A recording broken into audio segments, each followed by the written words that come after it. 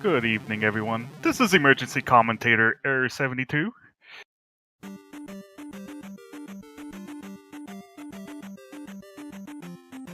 Having the group arrow match between LinkHeroOfTwitch and EnchantressOfNumbers.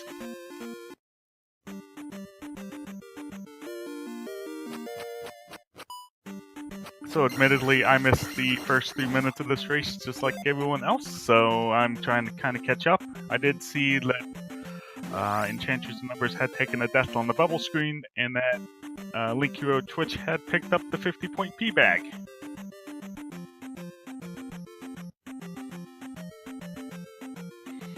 So this is the 100% all keys category. It's basically what it says on the tin. It's a 100% category. You need to collect all permanent items, which include heart containers, items like the magic key and the glove, all heart containers, all magic containers, all spells. It also has the arbitrary condition of picking up every single key in the game. Furthermore, ferrying through doors without a key is banned.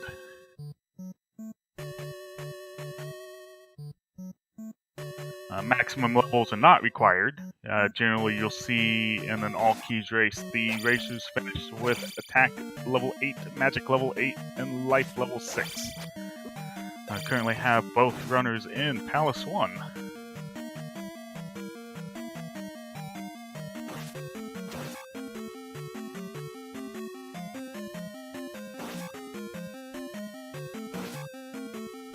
The goal for Palace 1 is to finish with enough experience to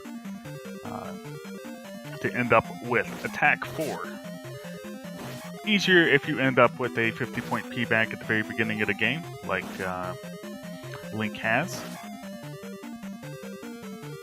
Enchantress will be hoping for two 200-point P bag drops. How the drop system works is that each enemy is part of a grouping. There's the small enemy group, the big enemy group, and the no drop group. And every 6 enemies you kill out of a particular group will have a drop associated with it. In the small group, you have a 7 and 8 shot of getting a blue jar and a 1 and 8 shot of getting a 50-point P bag. In the big group, you have a 50-50 shot of either getting a red jar or a 200-point P bag. And both of our runners are hoping to get the 200-point P bag to try and get as much experience as possible.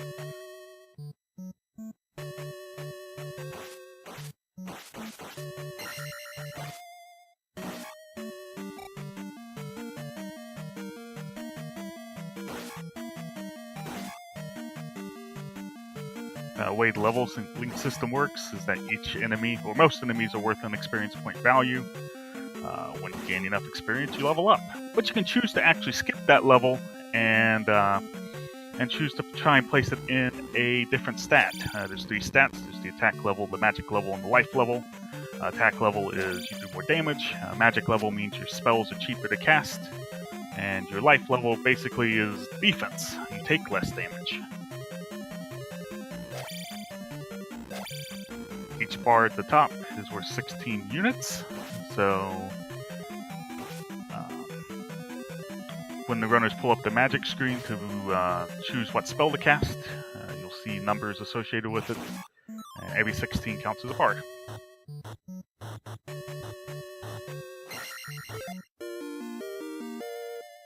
So right now we're very even, on our way to pick up the candle. That candle will allow our runners to see in the dark caves. You usually can't see most enemies without the candle. One of the not required to beat the game, but certainly required for a 100% category like this.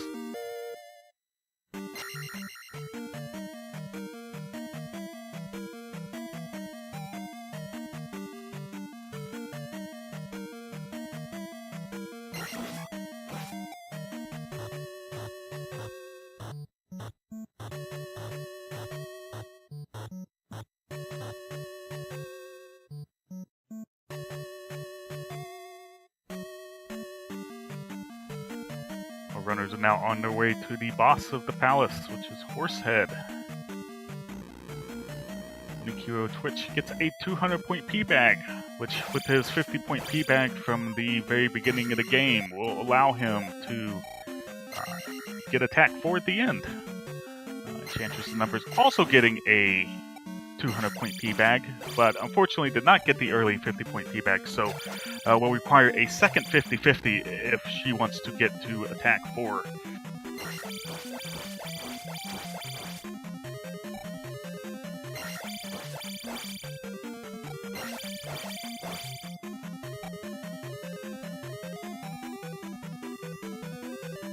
Link picking up attack 3. Damage values for the various attack levels. It's attack 1, you do 2 points of damage. Attack 2, you do 3. Attack 3, you do 4.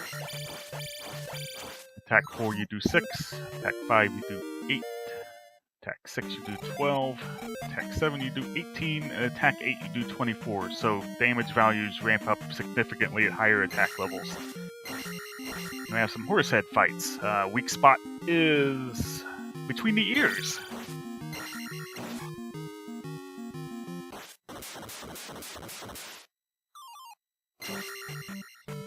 EnchantressOfNumbers getting extremely lucky, getting 2 200-point P-Bags. That is only a 1 in 4 shot. So we have a very even race at the very beginning.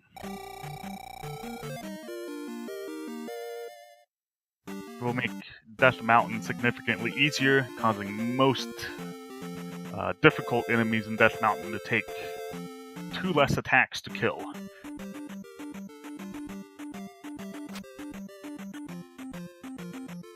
Now see our runners on the way to Trophy Cave, where they will pick up the aforementioned trophy. And our runners will need that in order to pick up a spell in the next town, as most spells in the game require some sort of fetch quest in order to be able to get the spell out of there. And they will be picking up the jump spell in the very next town.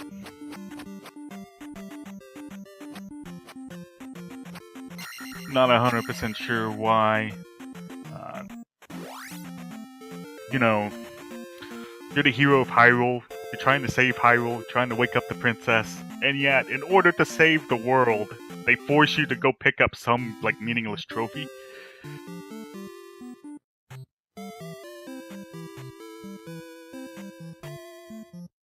I'm personally highly disappointed that neither runner decided to go visit Error. Error lives in this town. I believe it's Ruto. I don't have the town names memorized. Shame on me.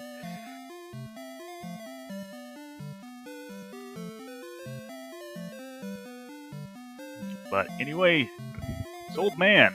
With this, you can jump very high with the aptly named jump spell.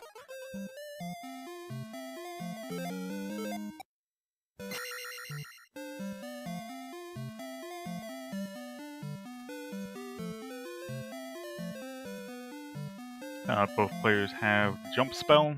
Be on the way to the cave to the south, which are recommended not to enter without a candle. But luckily, both of our players have a candle and be able to see everything.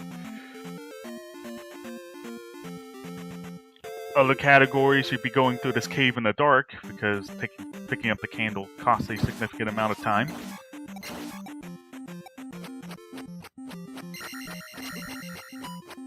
With that life 2 pickup, our runners are basically 1 second apart.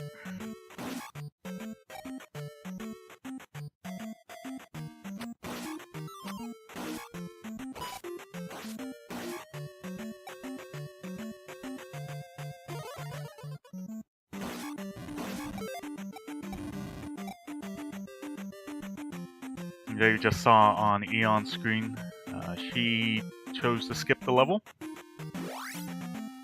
You may see both of our players either go to common leveling strats at this point are either to go to Magic 2 and Life 3, or to go ahead and just stick with Magic 1 Life 2 to try and get Attack 5 quicker. Link with a very, very good walk to Bagu, while Eon is having some issues with all of Ganon's minions, taking 3 encounters out of the cave, giving Link somewhere around a 20-second lead at this point.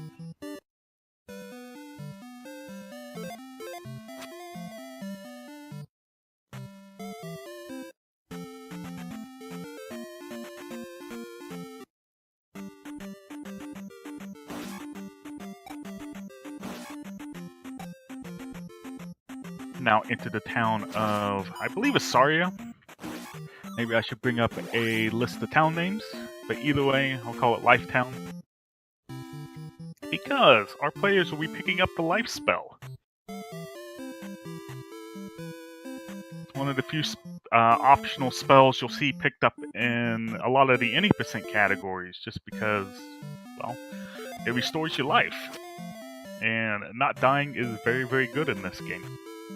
Except when you want to die, which we may see later.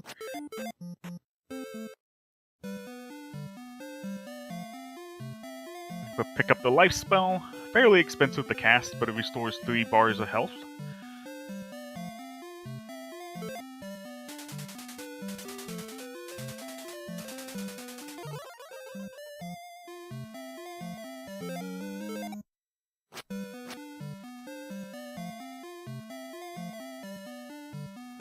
So, interesting fact about this game is that you may have heard me mention a couple of the town names being Ruto and Saria. You may know every town in this game except for one is the same as the name of one of the 6 sages in Zelda Ocarina of Time.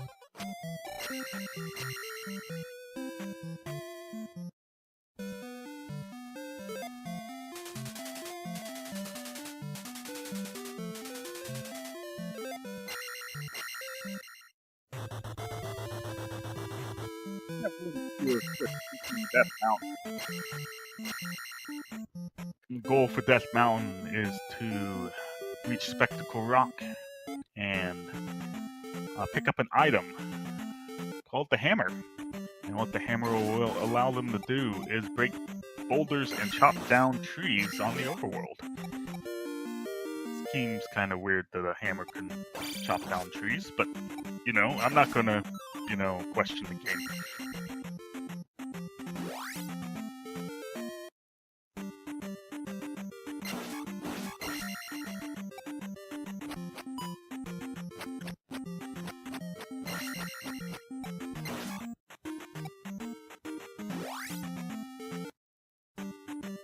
So both of our players going through Death Mountain.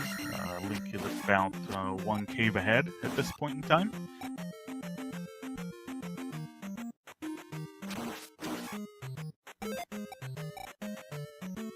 It is a very sharp hammer. So show of hands, how many people hated the axe enemies in this game, called Dairas?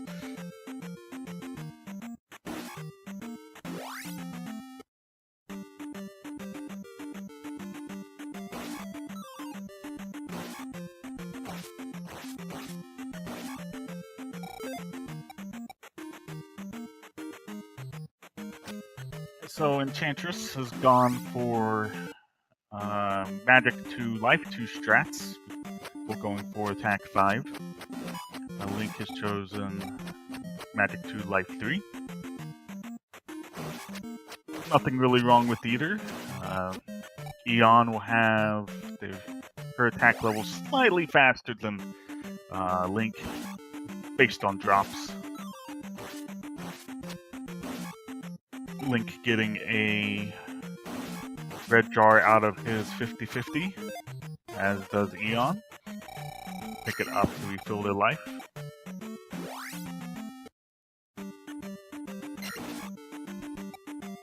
Both players getting attack 4 out of Palace 1. Experience really isn't too much of an issue. A lot of times you will want the CP bags just so you can get to attack 5 quicker and be able to kill the enemies in your way just a little bit quicker. And then maybe have to kill less enemies in the next palace. But red jars are also welcome sights just to make sure you don't die.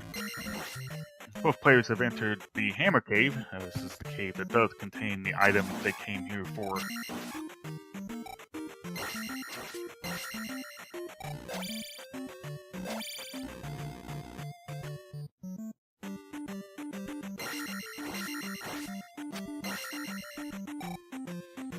Eon being very careful to not leave the screen before the experience starts ticking. If you leave the screen before you gain any of the experience, you don't get the experience, and the enemy will actually respawn. And it's impossible to not take a hit if you leave the screen too early. So both players have picked up their hammer. Exploring Western Hyrule will be quite a bit easier now. Plenty of shortcuts they can take.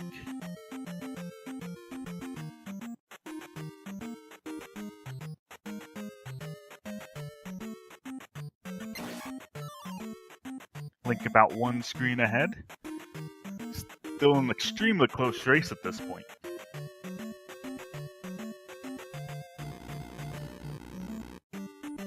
And walking out, and they'll use their shiny new hammer to break a boulder left side of Spectacle Rock. And instead of finding level 9 like you would find in the first Legend of Zelda, you find a magic container.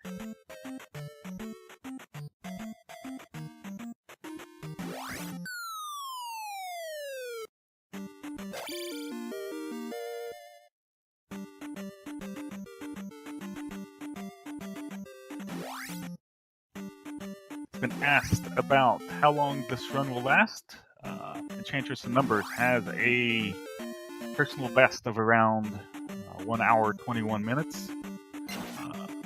I'm less familiar with LinkHeroOfTwitch, but I believe his PB is around 123 or 124.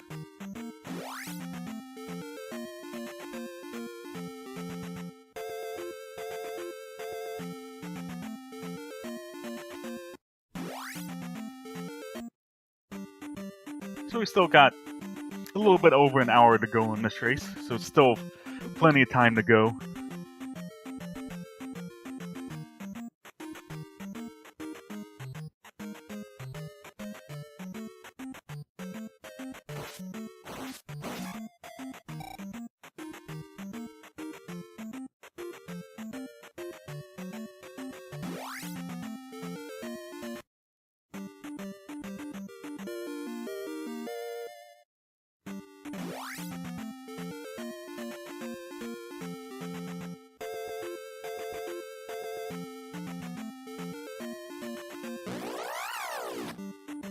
Both of our players will now be headed to Medicine Cave. Need to pick up another item to get another spell. And it just so happens that a person in the next town has a sick kid, and this medicine will make them feel better. Eon getting really unlucky with the encounters here early on. Link getting nailed with the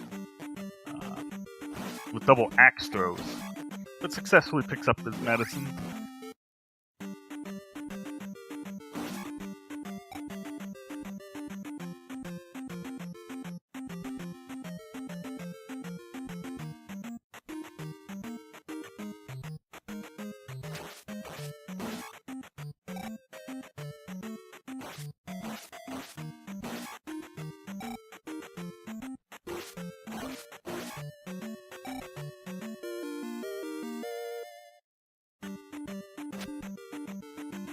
Link picking up a Link doll, and that represents a 1-up. Zelda 2 being, as far as I know, the only Zelda game that has extra lives.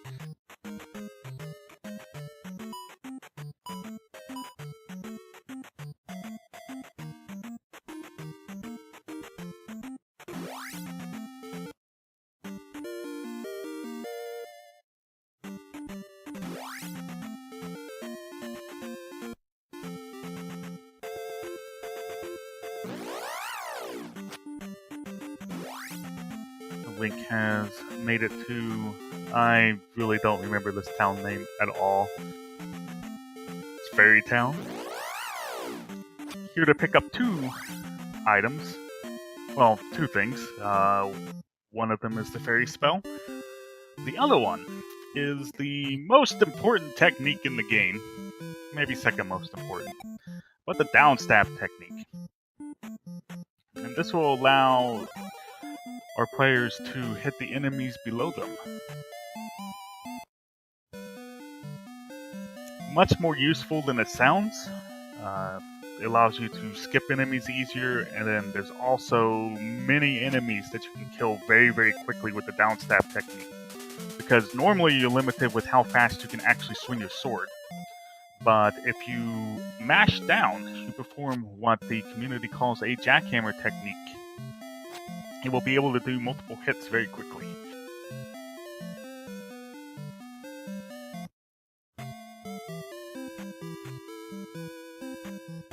Link picking up the most broken spell in the game, which is the fairy spell. Will turn Link into a fairy, allows him to fly over obstacles. Also, most glitches in the game involve the fairy spell.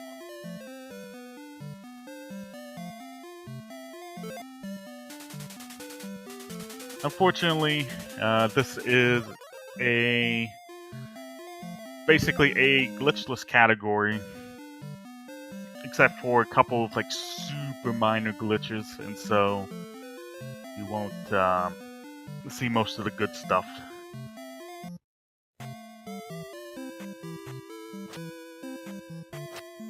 Link unfortunately getting a couple of encounters on the way to this cave blocked by a boulder.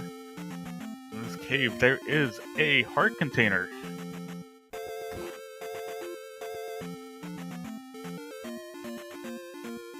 And you see Link casting the fairy spell to pick up this heart container.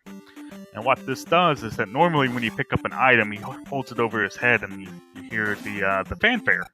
And that takes, a couple seconds to do that. But if you pick up the item with the fairy spell, you don't have that fanfare, you can just leave immediately.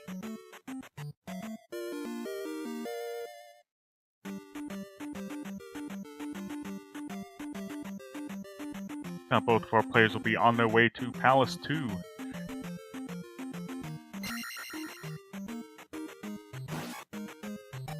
The Swamp Palace. The walk to the Swamp Palace is kind of a crapshoot, how many encounters you get. We'll see how our players do. Link with not a bad walk.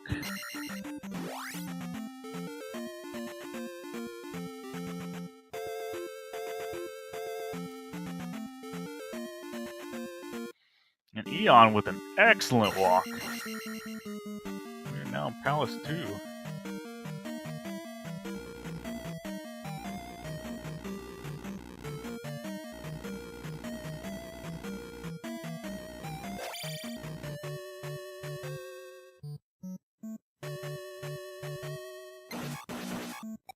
No goal for Palace 2. Reach attack 5.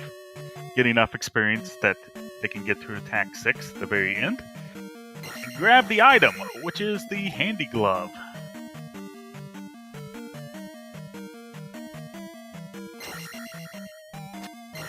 Dandy Glove will allow them to break blocks, much like the blocks in the room the Link is in, to allow him to pass through various rooms, reach keys.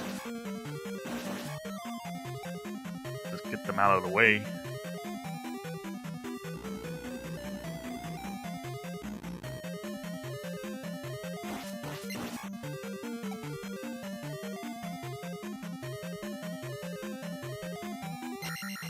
Taking a couple of these side paths in order to pick up keys themselves. Most of these early palaces aren't really any dead ends, at least useless dead ends. Most of these rooms will contain something in them. In most cases, a key.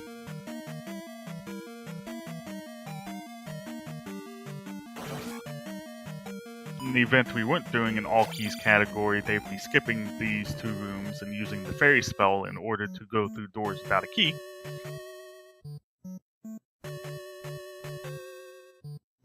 It's a Link coming up to one of the infamous lava bot rooms.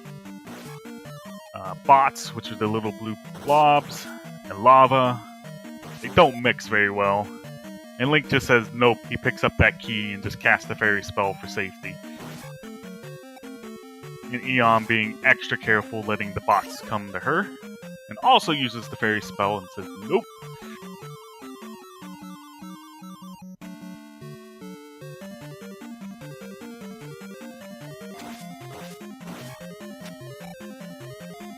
Eon 1 experience away from getting attack 5. You see the difference between getting sticking at life 2 and then going to life 3 is that Eon got to attack 5 quite a bit more quickly. I believe she also got an extra P bag that Link did not get. So she'll have a slight advantage in combat for the next couple of rooms. We reach the item room, containing our handy dandy glove.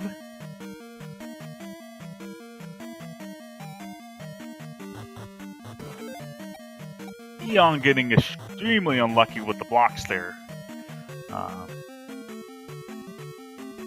There's a whole bunch of different initial patterns the blocks will fall, and if you get unlucky like that, you get just a big stack of them right at the very beginning, and without your glove, you can't actually get through them, and have to use magic or leave the room in order to get a pattern that will allow you to get through them.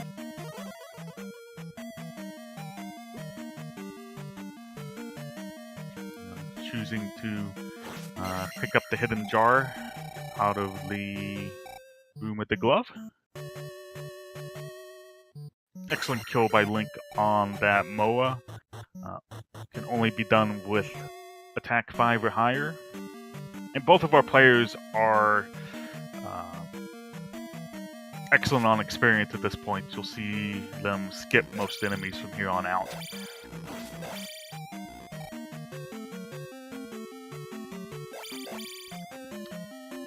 You want to keep your magic and life levels low at the very beginning, because at the end of every palace, after you place the gem, you will get enough experience to reach the next level. And for the speedrun, at least the all-key speedrun, your attack levels are the most important levels you can take. It'll let you kill the bosses faster, as well as any of the regular enemies that get directly in your way. And so skipping magic and life levels will allow our players to get big bonuses from the gem. As you can see on Eon's screen right now, she's at 451 out of 3,000 experience points. And so when she places the gem after she beats the boss, she will gain an additional, by the time she reaches the end, around 2,300 experience points, in which if she had chosen to pick up, let's say, Magic 3 and Flight 4 by this point, she'd only get about 600 or 700. who's ahead? Right now, LinkHeroOfTwitch is ahead by around somewhere around 15 to 20 seconds. So we still got a very, very close race here. Here we have a helmet head fight, which Link does masterfully.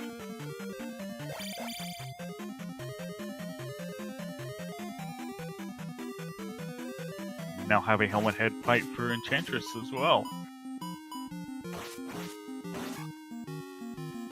And well done by her as well. Take a key for coming in. Lace the gem. And get 2,300 experience points.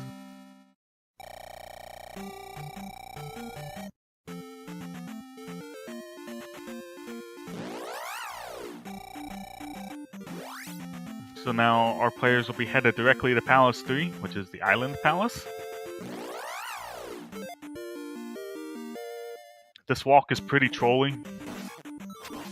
Getting out of the swamp with as few encounters as possible is easier said than done.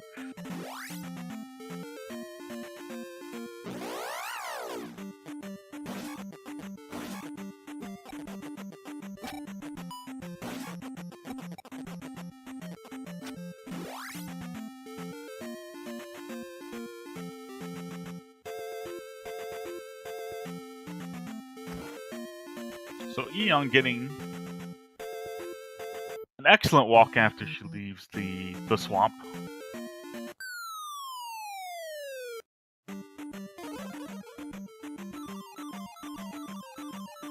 Now we have a required use of the fairy spell. It's the only way to make it up that gap. Jump spell, you will not get high enough. Allows our players to reach the third palace, the Island Palace.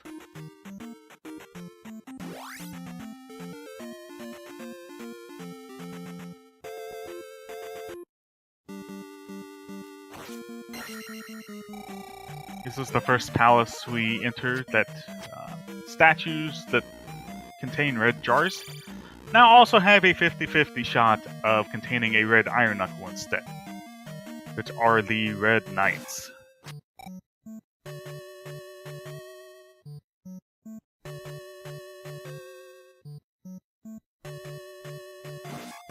The item out of this palace is the raft. The raft is needed in order to reach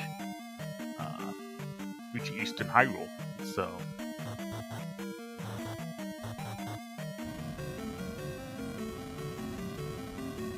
you'll see our players skip most of the enemies in this dungeon.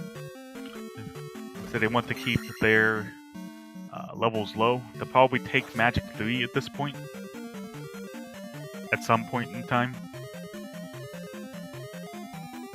Oh, and unfortunately, Link did not make the jump, and so without any magic levels to cast, or the magic level to cast jump, could have been stuck down there quite a long time, but was able to make his way up there.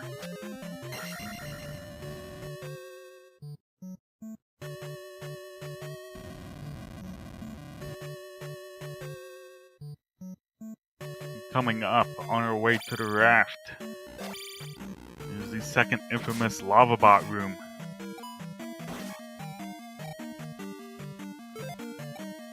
Many Zelda 2 players have lost their lives to these bots. Eon chooses to cast jump in order to try and make it a little safer.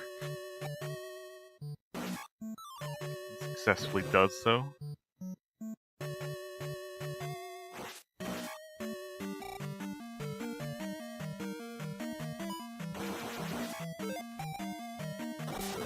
Eon and Link pulling off the jackhammer quite well.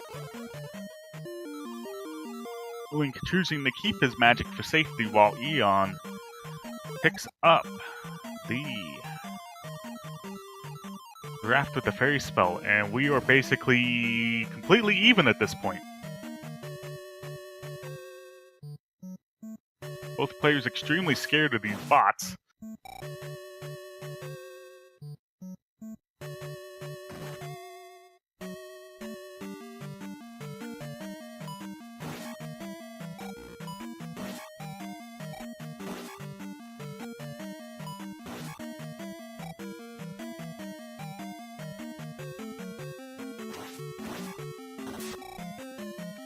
someone didn't keep me straight on the tracker. This is what Fiesel gets for having me multitask.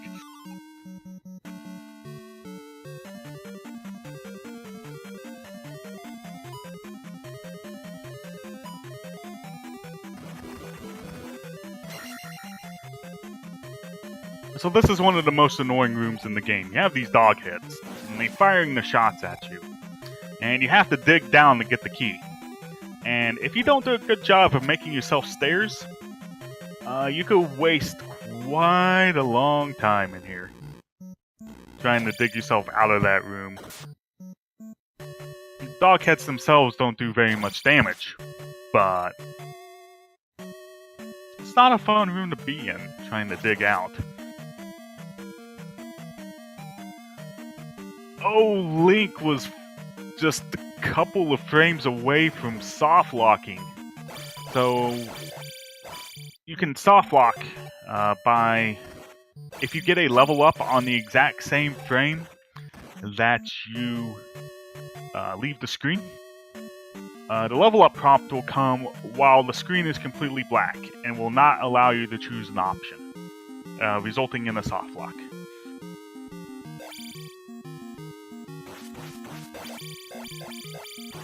Link and Eon going for the same Rebo strats, and EnchantressOfNumbers pulls slightly ahead on the virtue of a successful key grab.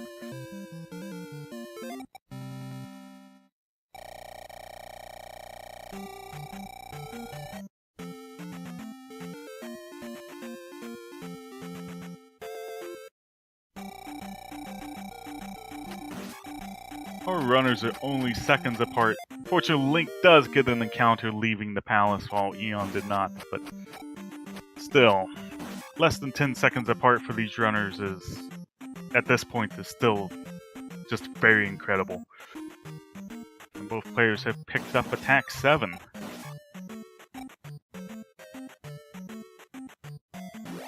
Allow their sword to do 16 points of damage.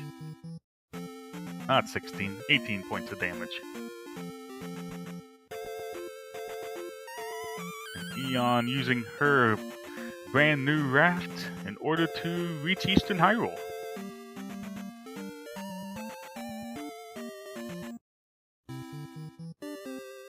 We're going to pick up our 5th spell of the game. The best spell of the game. Can't leave without it. Oh, who am I kidding? A spell that's quote-unquote guarded by the laziest lady in Hyrule, who is thirsty and can't take 10 steps to the left in order to go to the water fountain to quench her thirst. Can't be guarding anything useful. And so we have the fire spell.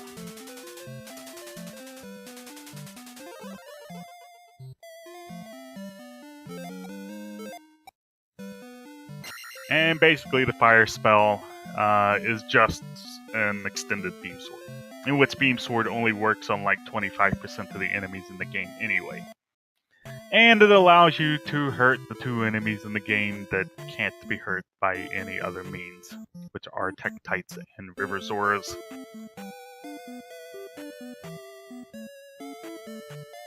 Which, fun fact, in the Japanese version, the FDS version, Famicom Disk System version, Tektites and River Zoras could be hurt by the sword, and so fire was even more useless in that version.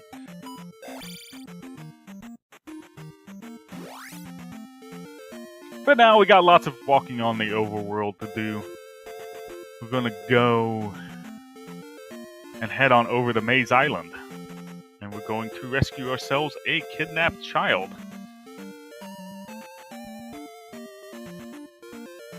Link doing a good job to dodge the fairy. Easier said than done.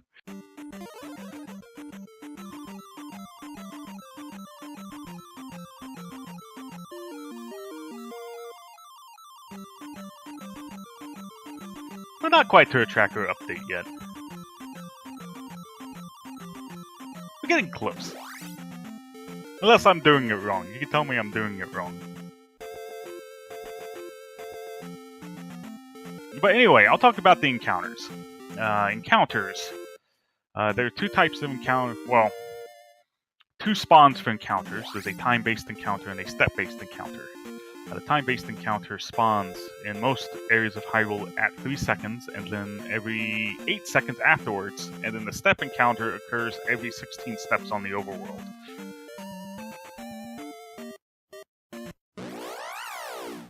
And Eon successfully pulling off an encounter manipulation strategy found by Zelda 2 runner Dazzle. And Link unfortunately runs into an encounter. Eon pulling off the two encounter skips. There's a couple of spike tiles that Link is waiting on right now, that if Link steps on them, it puts him into an encounter. But if you get a random encounter on these spiked squares, you get the random encounter instead, which is usually faster to traverse than the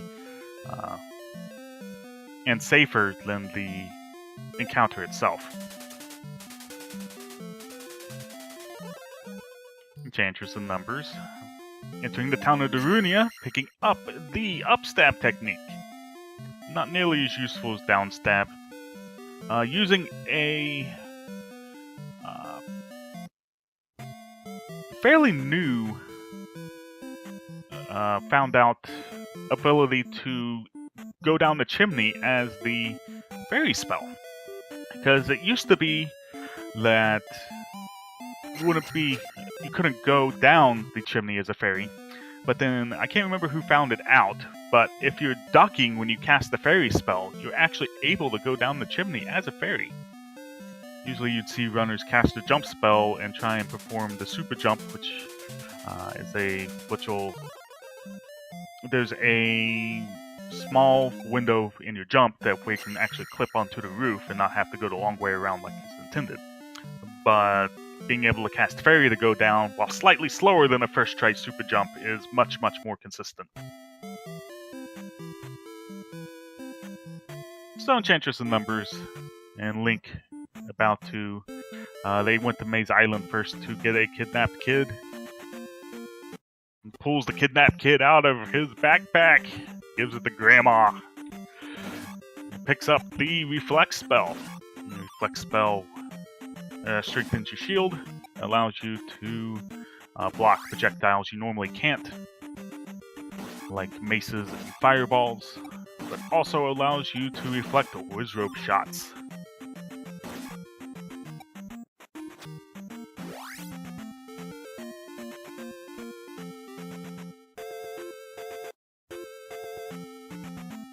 I'm being told that Highlander found the Fairy Claws trick going down the chimney.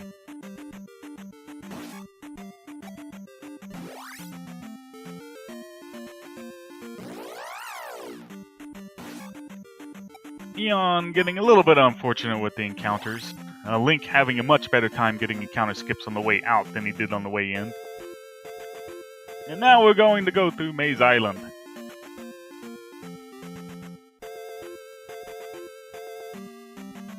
Generally, you want to take basically the longest path. One that will take you to the magic container. And secondly, you only have one forced encounter to go through.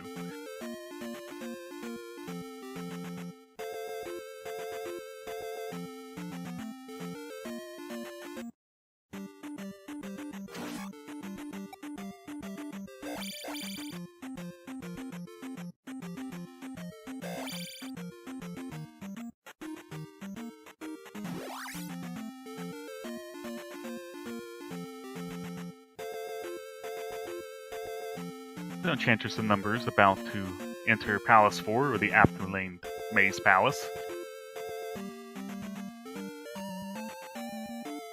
Not really that much of a maze, considering just like Palace 2, there's lots of dead ends, but basically every dead end has a key or the item. It's split into two halves though, so first off you go to the right and pick up a few keys, and also the item of the palace, which is the boots. And the boots will allow Link to walk on certain water tiles as if they were roads. This would be needed to reach in order to reach the 5th palace, which is the Ocean Palace.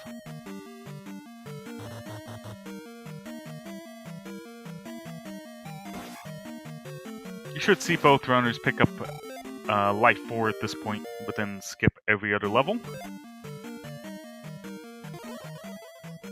You may also see the beginning of trying to speed up, in that it's slightly faster when picking up these keys to just throw yourself in the lava and take a death. This does two things. One, it's about 3 seconds faster than walking back. Secondly, it restores your health and magic, and so if you have not unintentionally died at this point, you will see a lot of the top runners actually death abuse 3 times in this palace. In the tournament, though, I would expect most runners to at least skip one of the intentional deaths just for safety. Yes, yes. Palace 4 overlay. Thank you, sir.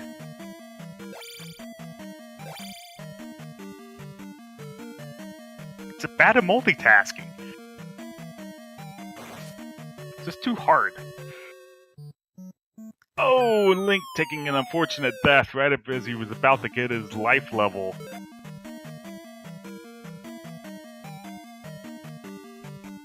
That's kind of a bummer.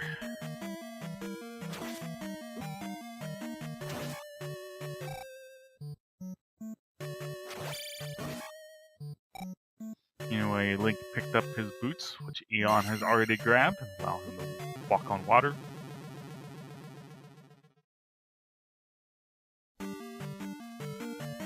And Eon... That's about the one death abuse you'll see most runners take, because there's not really an easy way to restore your magic at that point. There's 3 rooms with the exact same layout to have a key. And this is the only one that doesn't have at least a chance for a jar.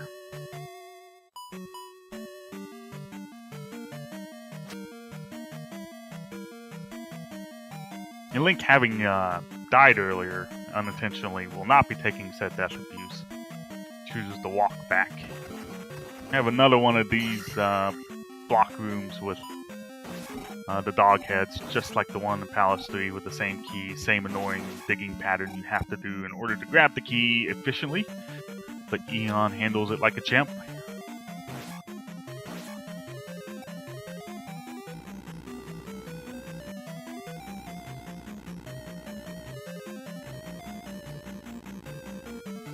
It's not Enchantress has taken everything out of the right side of this palace. She's on her way to the left. This is the way to the boss, after picking up a couple more keys.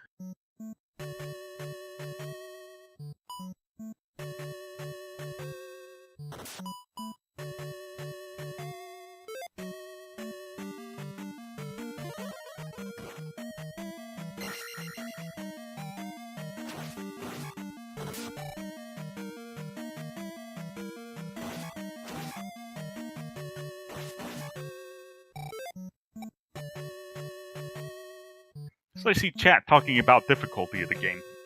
So this game is extremely difficult at the beginning, and it's extremely difficult at the end. But if you do your leveling right, the middle's not too bad.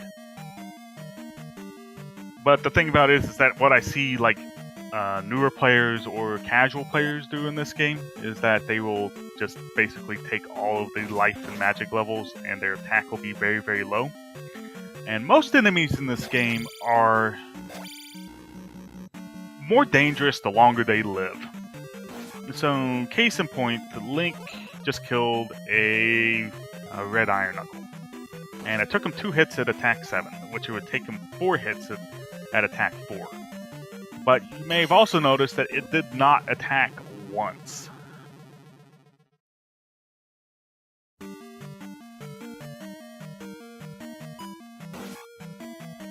And that's actually a pretty big bonus. The faster you get on top of these Iron Knuckles, if you don't let them live very long, they actually won't attack you.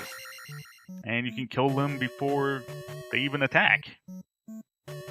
There's a couple of exceptions, of course, but...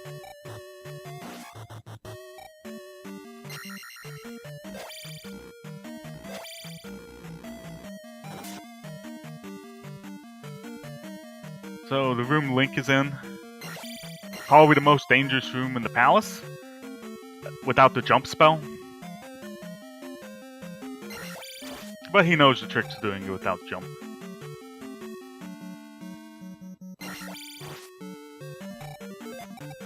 And takes a lava bath. Restores health and magic. EnchantressOfNumbers! Requiring intense concentration to sit in the corner and cast a reflex spell and beat down the fourth boss, Carrick. Certainly the most RNG boss of the game. Getting an excellent pattern. Only having 2 or 3 shots actually miss Carrick.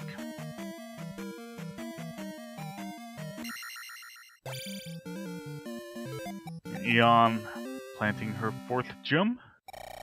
And getting around 6,700 experience for her awesome experience management.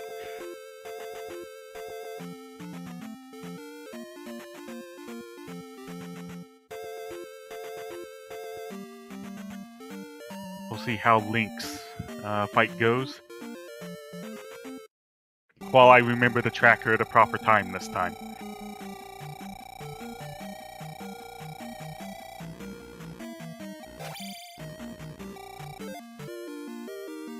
And that's attack 8 for EnchantressOfNumbers. Link having a slightly worse Carrick fight than Eon did, but still, that was probably better than average.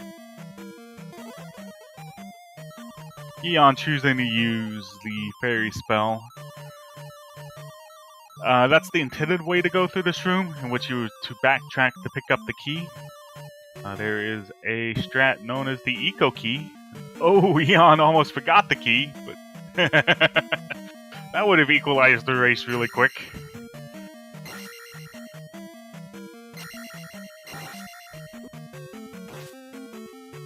But anyway, goes back and picks up the key.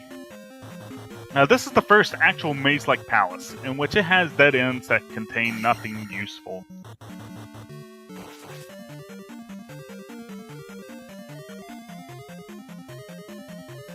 It also contains a false wall that if you don't talk to everyone in town, you won't know about. But we're all experts in Zelda 2, so we know exactly which way to go.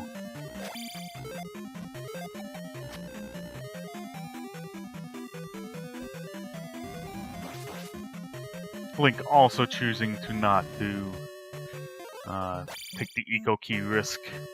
Eco Key is somewhere around 10 to 15 seconds faster, but if you miss it, then you require a magic level up or red jar in order to most efficiently pick up the key. Enchantress just did, which there's a little bit of RNG with getting the blocks there.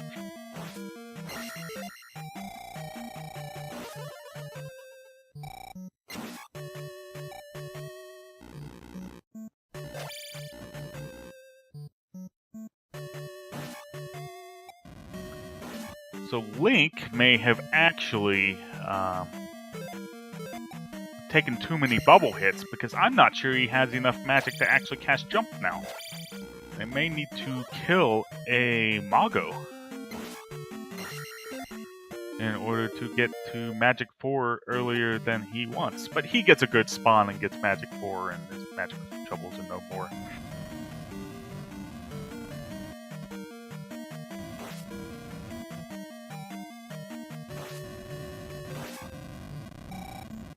Wizropes actually are in this game.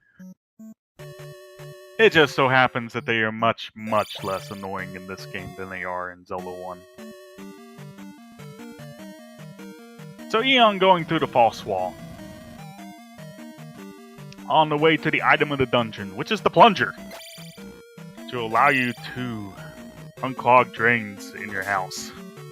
Actually, it's the recorder. play a sweet melody, make the River Devil go away. Also, we reveal the aptly named Hidden Palace.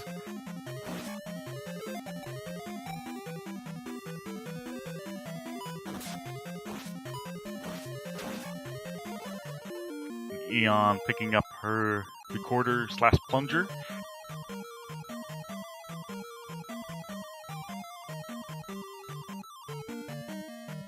Eon has built up a little bit of a lead, but still anyone's race at this point. Room Link's in, the one with the false wall, in the Famicom Disk System version, actually does not have a blue iron knuckle sitting there guarding the hallway. It actually has Horsehead, who was the boss of the first palace. One of the differences between this version and the Japanese version. As such, there's enough differences that the leaderboards of this game are split between a North American and Japanese version, or FDS version. And then there's actually enough differences in the PAL version, I believe that has its own separate leaderboard as well. Anyway, Link picking up his plunger on his way to make sure that he grabs all the keys. While Eon backtracks to get back on track to reach the boss of this dungeon. Back through the hidden wall.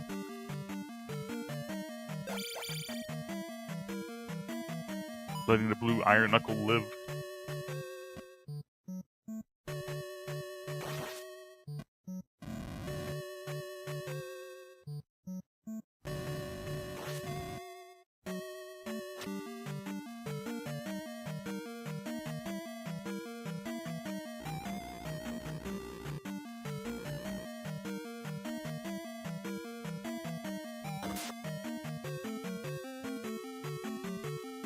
Hope Enchantress goes down instead of up.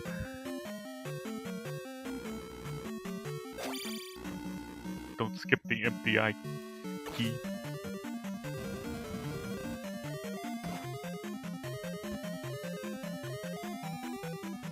So one more key left in this dungeon for both players.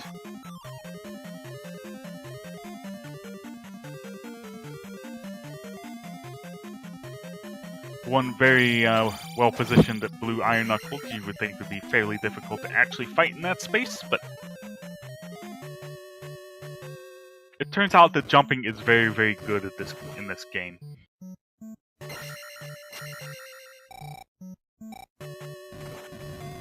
You may have noticed at this point that, most attacks that both players do to enemies at this point will be jumping attacks, either down stabs or jumping slashes. And that's because, in the jumping slashes case, it makes it much easier to hit enemies because your sword, Link as well as his sword, is moving forward, giving you, when you attack when standing on the ground, you just basically stop in place. Eon with a Guma fight. It does extremely well, beating down Boss Guma. Actually, one of the most difficult bosses of the game. Only takes 6 hits and attack 8, but does a massive amount of damage. In the FDS version of this game, you actually got a Helmet Head refight. Oh, and Link takes an unfortunate death to the blue iron knuckle guarding the key.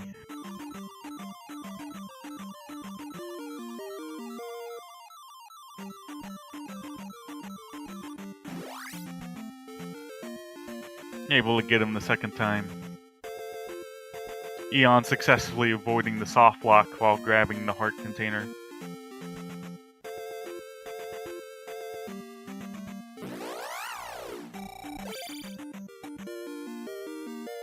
Eon also successfully avoiding attack 9 strats Maximum level for each of these levels is 8, but you can still try and take a 9th level. What it will do is consume your experience and give you a 1-up instead. Instead, Eon chooses to spend her 9,000 experience points wisely and increase magic and life levels by 2 each to get to 866. Eon also able to get the River Devil skip. There's 3 spike squares here, 3 forced encounters, but she was able to skip the first one.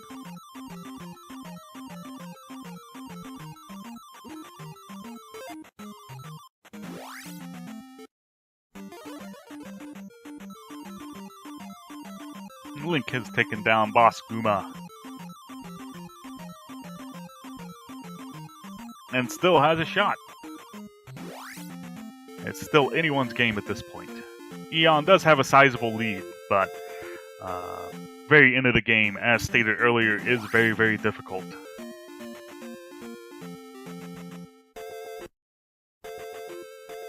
Encounters being nice for Eon. Eon, fire strats! Yeah! Those are my strats, by the way. You can thank me later.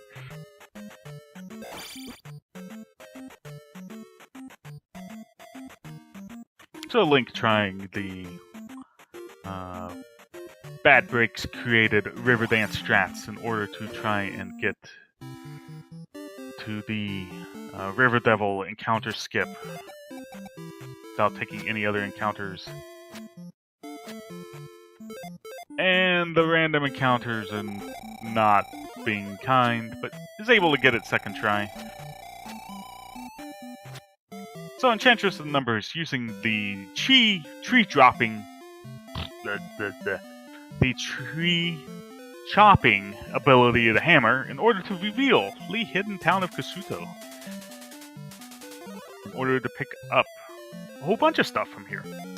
She gets her 7th spell, which is the spell, which does all sorts of things, but most of the time in combat it will turn some of the enemies into bots. Also used at the end of this town to pick up the magical key, which will allow her to unlock every single door she encounters at the rest of the game. And finally, the final magic container is also located in this town if you have found the previous 3 magic containers.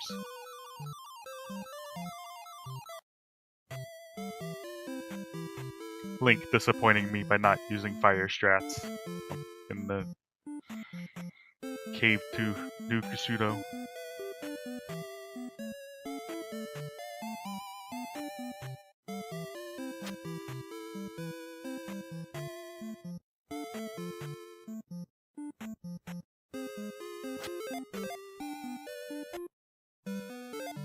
So unfortunately for Link, failed to chop down the tree and ended up getting an encounter before actually entering the hidden town. But he makes it successfully and will pick up his goodies as Enchantress gets the last of her goodies and will be on her way to the final heart container in the Hidden Palace.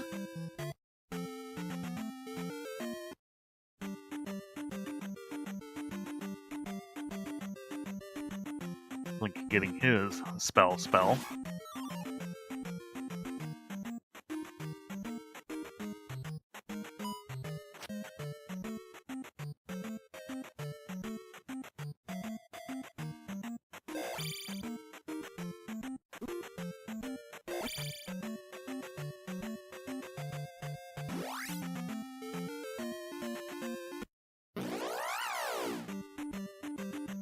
The best case scenario for what Enchantress is trying to do is that there's a heart container on the coast here.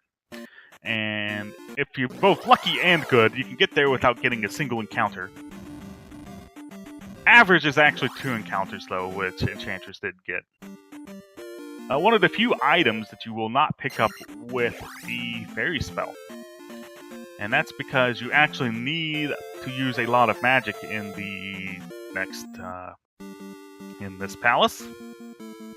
And in case you get unlucky with red jar or not getting any red jars out of statues, try to make sure you have enough magic to finish the palace.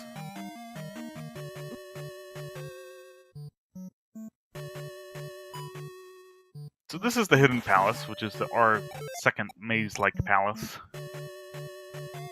The item here is the cross, and this will allow you to reveal certain invisible enemies. There's no invisible enemies in this palace, but on the way to the final palace, the Great Palace, yes, I need to do layout. That's a thing I should be doing. See, this is what Fiesel gets for asking me to multitask.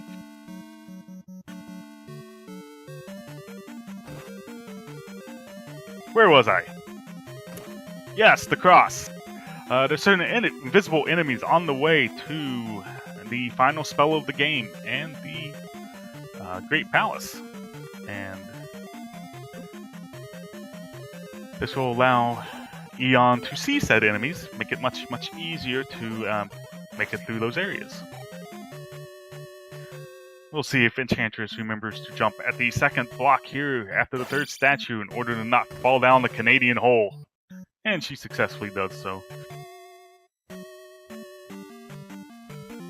So in that room there is a hidden floor. Or a false floor that you can fall through and fall to the room below. And the room below will cost you somewhere around 30 seconds because you have to backtrack a little bit in order to get back to this room.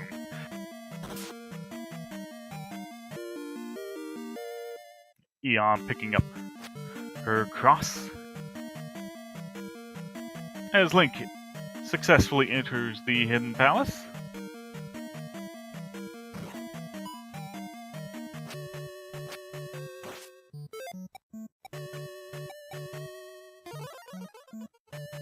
Oh! So, Eon was going to cast Fairy to... Yeah, it was a bit unfortunate. So red jars will recover your full bar of magic, and so it often gives you the opportunity to cast spells for basically free because it refills a little bit more than your full capacity. But unfortunately, Eon forgot to actually pick up the jar before she cast the fairy spell to make sure she made it across the gap. So she's going to need a little bit of drop luck here in the statue coming up, where she's probably going to have to take an intentional death in order to refill her magic. She gets lucky though and gets her red jar. Meanwhile, Link fighting a Rebonak refight in order to pick up his cross and gets an extremely quick kill. Excellently done.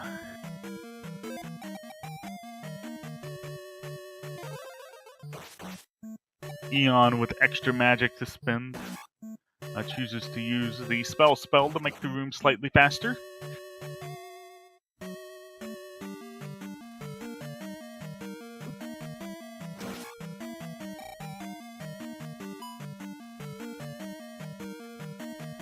Link wanting to farm a red jar here. This statue has a 50-50 shot of getting a red jar or a red iron knuckle, but you can leave the room if you do not kill the iron knuckle and give yourself a second shot to get that jar. And he gets it on the second try.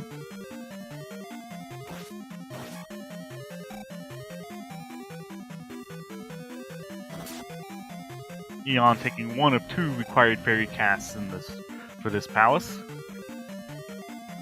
And on her way to the second Rebonak refight. So fun fact about Rebonak and Carrick. You may notice that Eon has 4,385 experience points. Rebonak gives 301 experience points instead of 300 as advertised. Just a little bit of an oddity in this game. Programmers never make mistakes, though.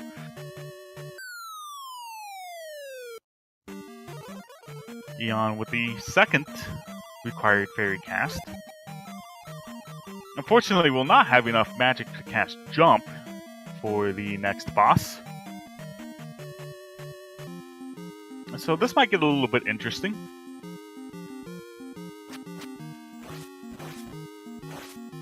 This is Barba. Able to 2-cycle without the jump spell, which is very nice. The third tries to charm picking up the key. And places her 6th and final gem, and now has access to the Great Palace. Link goes through one of the required fairy rooms. A little bit low on health, but should be okay. Vivo might bop him once, but Eon successfully avoiding attack 9 strats again. People do play this Zelda. So Eon, in the old town of Old Kusuto, that purple Moa she just killed would be invisible without the cross, and would likely do lots of damage to her. Instead, she's able to kill it and pick up most powerful magic, which is the Thunder Spell. And the Thunder Spell is indeed most powerful magic. It does an extreme amount of damage to all enemies on the screen, and also required to beat the second to last boss of the game. And we have a Barba fight on Link's side. It does an excellent 1-cycle.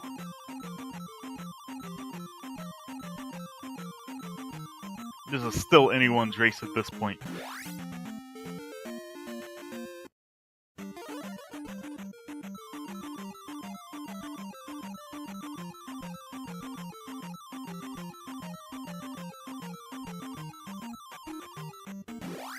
Eon making her way to the Valley of Death.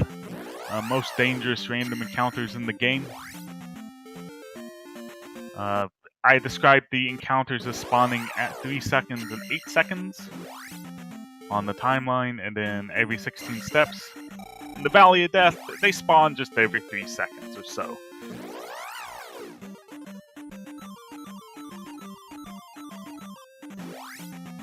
Has very, very dangerous fixed encounters here, so she will be attempting to do encounter skips, and she successfully gets the first one. And we'll be casting the spell to turn the flying enemies into bots for safety, because it is very easy to get knocked into the lava if you don't. Link picking up his final spell, which is Thunder. Eon doing an excellent job getting through the Valley of Death here.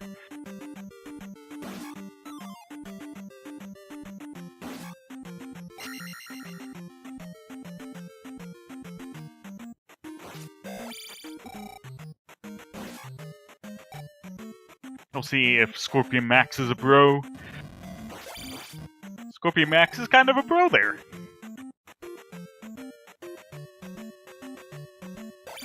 So that enemy is affectionately nicknamed Scorpion Max because Scorpion Max was a runner of Zelda 2.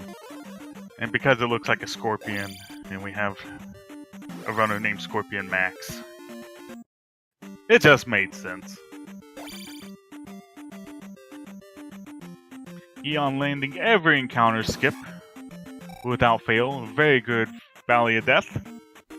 And she has entered the Great Palace. Cue the awesome music.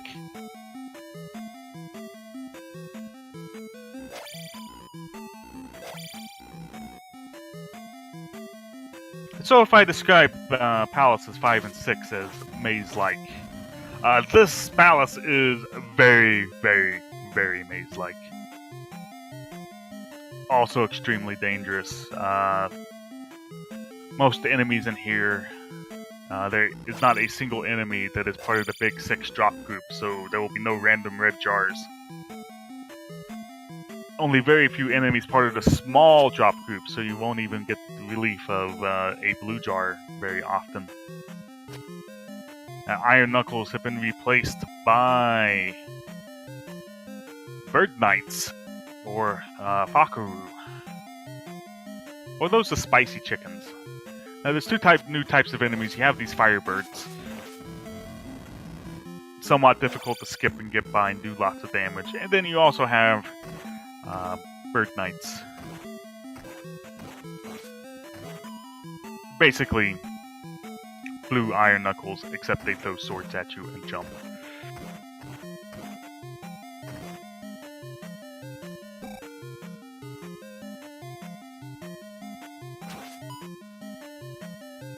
All of the enemies in here do extreme amounts of damage.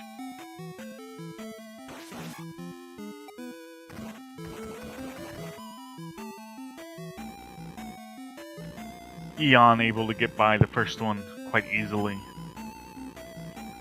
Link having a good Valley of Death as well. A little bit slower, but is entering with more magic, so be much safer.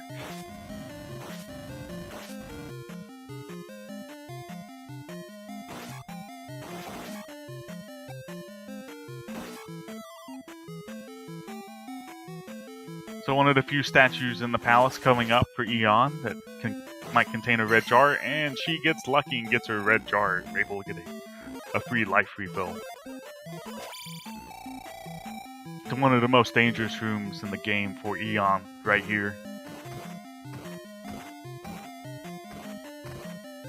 I'm gonna try and skip this blue Bird Knight. Takes 4 hits to kill and very hard to kill.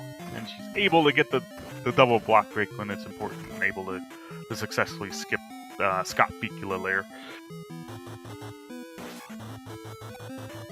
Both players at attack 8, magic 7, life 6. They will be going for magic 8 later on in the palace in order to get a timely magic refill.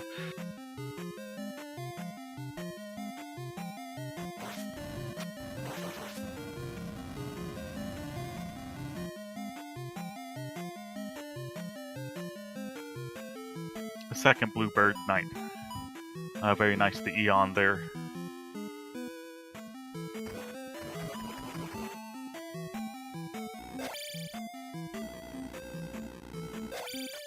Link getting bopped by the first red Bird Knight, but able to get through.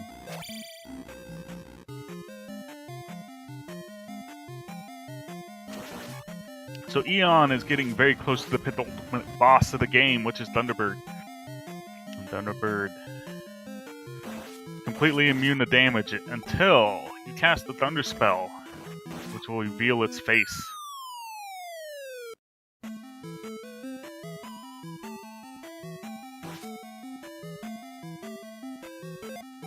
Allowing you to damage it.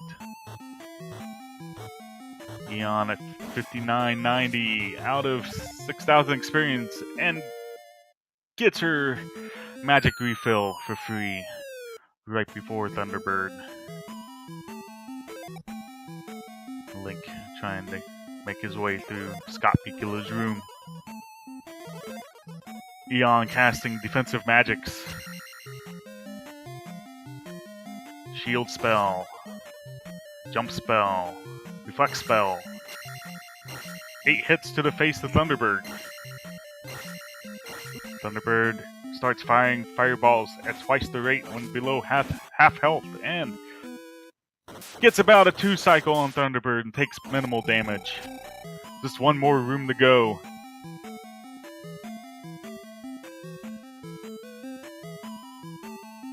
You must fight your shadow.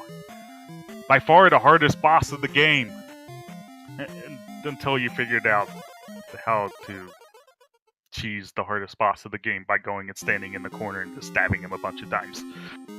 No swag fire strats. I'm disappointed.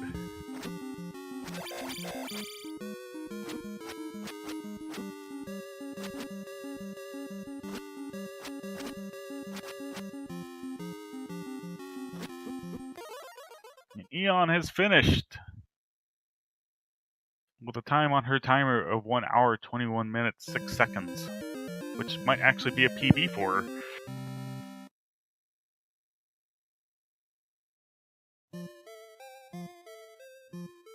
Eon with the 23-second PB. Congratulations to her.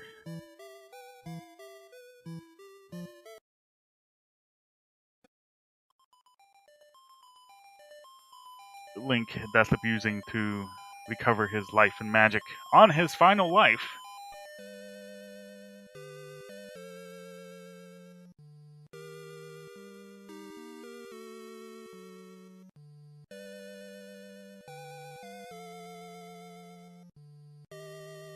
Entering the Thunderbird fight, casting shield and jump and reflect.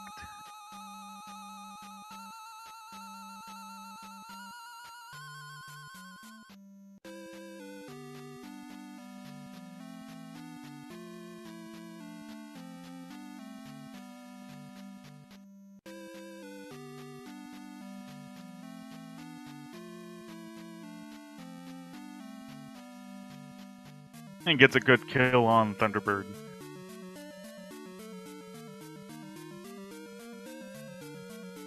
Just one final obstacle in the way.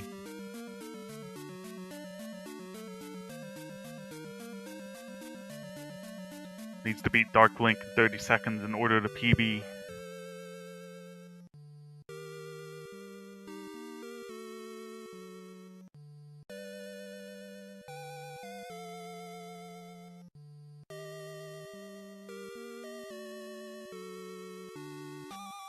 Going with the corner strats again. One more hit to go. And there it is. LinkHeroOfTwitch finishes 1 hour, 23 minutes, 8 seconds. Double PB, double race PB. Congratulations to both runners.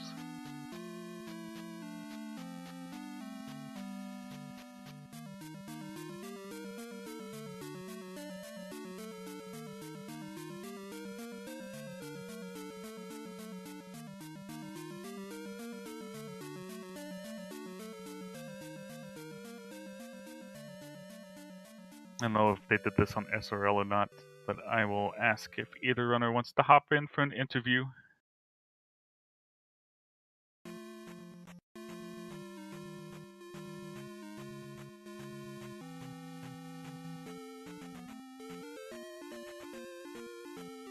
A very good race for extremely close for the first half of the race before Eon was able to slowly build out a lead, but Link kept it close the whole time. One bad Great Palacer, VOD could have done it.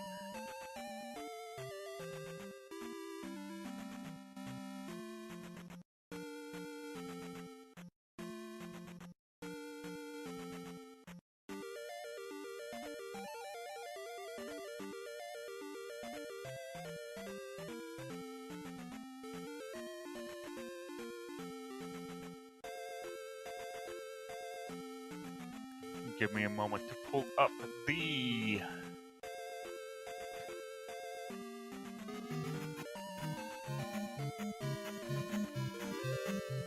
tournament and double check standings. I believe that was Eon's first race, which makes her 1-0, and that was Link's second race in the group stage, which unfortunately drops him to 0-2. And we have both of our runners entering the channel as we speak. Welcome, EnchantressOfNumbers and LinkHeroOfTwitch.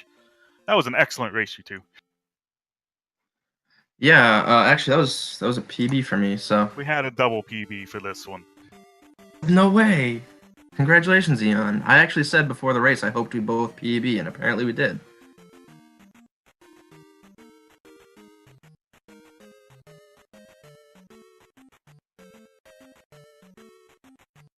Heck, I just realized I had my mic muted still. I was trying to talk, but congrats. It was a 23-second PB for me, and you had what?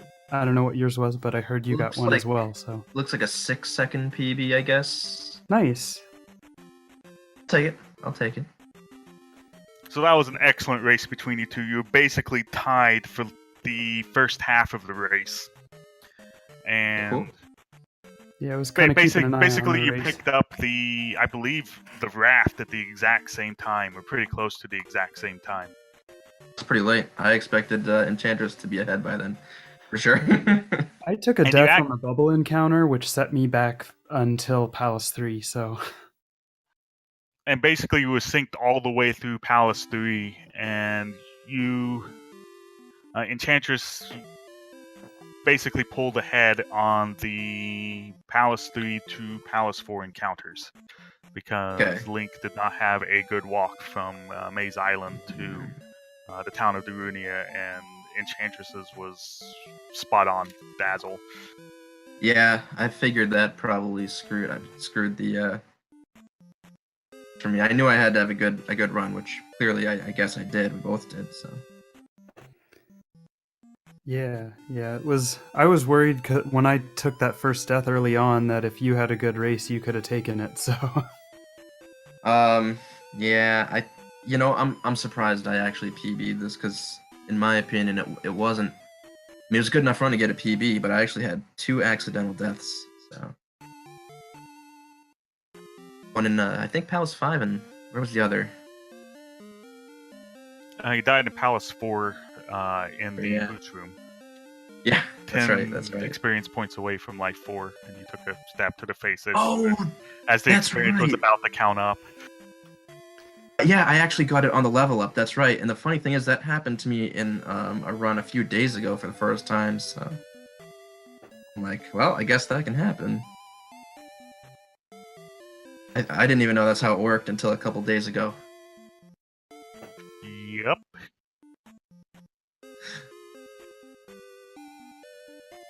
But yeah, it was extremely exciting the first half of the race because you were just basically completely synced through Palace 3, and it's just those basically the Palace 4 overworld areas when Eon started about a 30-second lead, and it just grew little by little from there because you had, with a unintentional death in Palace 4, you had to start playing it a little bit more carefully, and so it grew to about a minute after Palace 4, and that was... But it was still very, very close the entire time, and it was a very entertaining race. Well, that I'm glad to hear. And Yeah. I think I had said in Discord, right, that maybe I need to say that more often to people. We always need to get PBs, right? And I guess we just Right. will. So, yeah, I think that's the first time I've gotten a PB in a race, so that's pretty exciting. Cool. Yeah, I knew down the chimney in Great Palace, right? I knew it was going to be close for me. Walmart PB. Right. PB is a PB. It's true. For sure. Even the poverty ones. Yeah, and you've just got day and H left, right, Link? Yeah, Good luck yeah. on- I just have JNH. Good luck on I know that. he's and busy. I'm facing error tomorrow, so watch out! I'm Yes, coming off of a PB. All 3 of us are in the same group, and I have a race scheduled in EnchantressOfNumbers tomorrow at 6 p.m. Central Time. Everyone better be there. So, well, good luck for that. Yeah, good luck with the rest of your races. So, yeah, I hope everyone does well. So upcoming scheduled races for the Zelda 2 All Keys tournament. Tomorrow at 7 p.m. Eastern Time, we have myself, Error72, versus EnchantressOfNumbers, our winner of this race.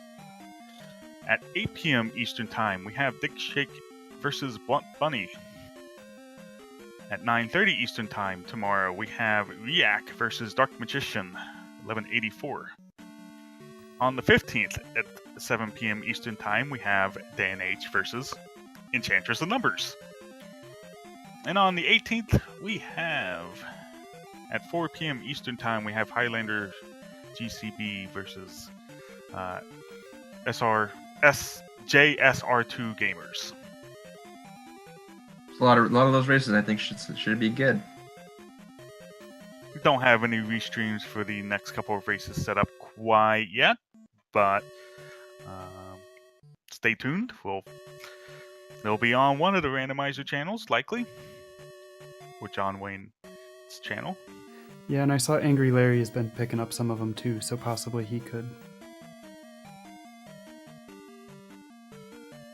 If somebody needs a commentator, I'm always willing to do it, but I don't know if I can do restreaming.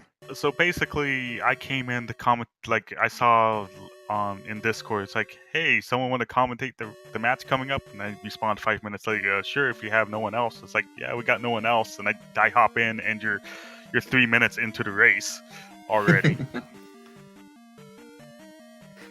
Yeah, well, I'm sure you did a great job at commentary. I had the race pulled up, but it was muted, so I could still hear my game audio.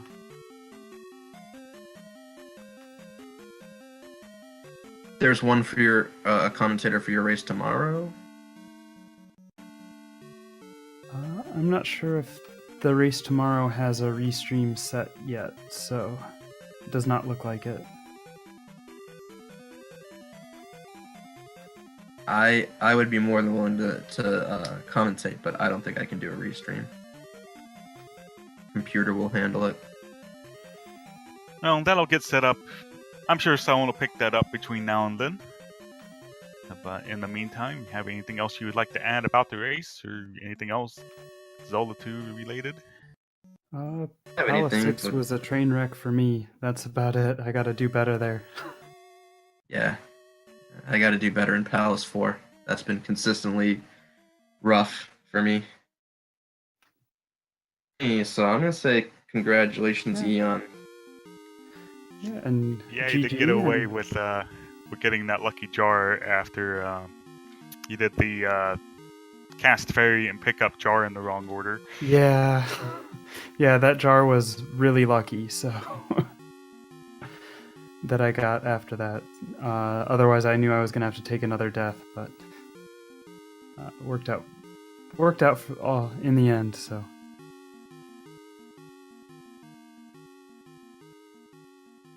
Congratulations on both of you for PBing. Thanks. Thanks, and good luck to everyone else in the rest of the tournament. Yes, I think that's it for me. So I'm gonna sign off and say have a good one. I'm gonna sign off too. Thanks for the commentary, Error, and the restream, Speed Gaming. No problem.